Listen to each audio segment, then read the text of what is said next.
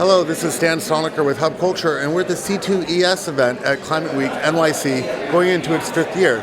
Joining me now is Ken Daly, who's the president of the New York business for National Grid, which basically keeps the lights on for the region, right? Thank you, and the gas flowing. And the gas flowing. So I'd like to talk a little bit about the incredible year that you guys have really just been through. It really started October 29th with Sandy hitting the Northeast, and a very detailed and engaging response from National Grid. Tell us about what that was like and what National Grid went through in terms of getting the lights back on. Yeah, we've seen a number of major weather events these past few years, but certainly Sandy was the worst we've ever seen. It wasn't a storm of the century, it was a storm of an eternity.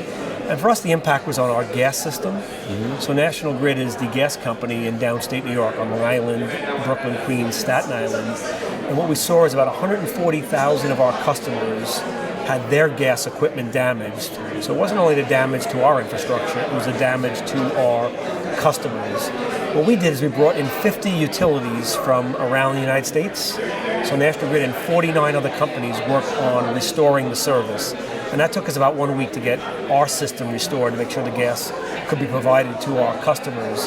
But the challenge, and a challenge we're still facing to this day, 11 months later, is a lot of the customers' homes and businesses were so damaged, particularly the basement where they keep the boilers and the energy equipment, that we put a program in place where they're helping them get their equipment restored so they can reconnect to our natural gas grid. So this is a vast issue because it was such a large area affected. How many customers were affected, and what's been the process for re-engagement with getting them back online? Yeah, from Sandy alone, on the gas side, 140,000 customers had damage to their premises or their basements.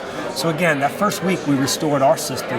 We rebuilt networks like Breezy Point in Queens, like New Dorp and Staten Island, and like the South Shore communities on Long Island. And really the efforts since then have been helping the customers rebuild their infrastructure, their boilers, their heating equipment.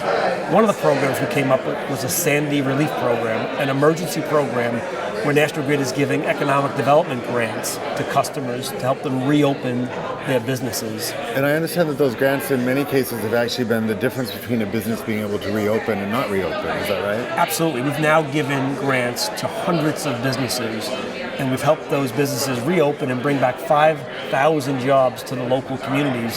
So I've spoken to those business owners, and many of them have said without our grant, without the support they're getting, they couldn't reopen. And the nice thing is now that they're reopened, the customers are coming back in, and they're growing their business and rehiring the employees into those local neighborhoods. So tell me a little bit about what you learned. What has National Grid learned from not just Sandy, but these other extreme weather events that are happening?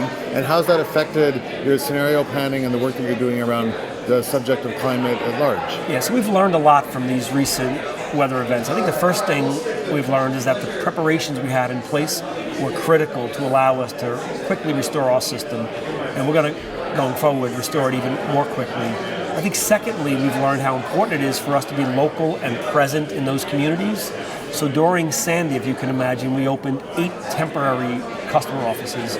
We brought tractor trailers with National Grid signs and our employees and laptops into each of those neighborhoods. And then third and most important, we've learned that we have to make our systems even more resilient for the next set of storms than we have for the prior set of storms, raise the heights of our assets, create greater switching capability, and make our systems more flood and storm proof. When you talk a little bit about switching capability and the kind of things that you're putting in place now for preparation for the future, what's the mix that you guys think of between, say, hardness, which is really sort of a buttress against whatever's happening, and flexibility in terms of being able to adapt to changing situations? Are you guys creating a new mix for that, or where do you put your focus? Yeah, so our focus is always on maintaining the reliability of our system, making sure that when you hit the switch, the lights come on or the gas flows in the morning, and I think that's always the number one priority.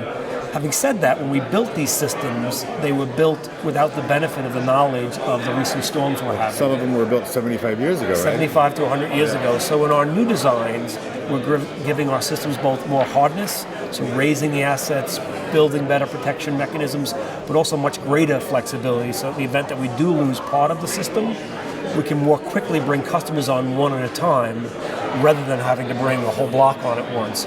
So that flexibility, the switching capability, the technology allows us to isolate the outages and then much more quickly respond on a customer-by-customer basis. So an almost more intelligent grid that can route around the problems? Yeah, smarter grid whereby we know which customers are out, when they're out, and how to more quickly restore their power and service without necessarily having to bring back the entire grid. Right, interesting.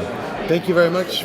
Very, very much appreciated. I'm Stan Stalnaker with Hub Culture, and this is Ken Daly from National Grid, head of the New York business and really responsible, along with a whole team of other people, making sure that the gas flows and the lights stay on here in New York. Thanks very much. Thank you.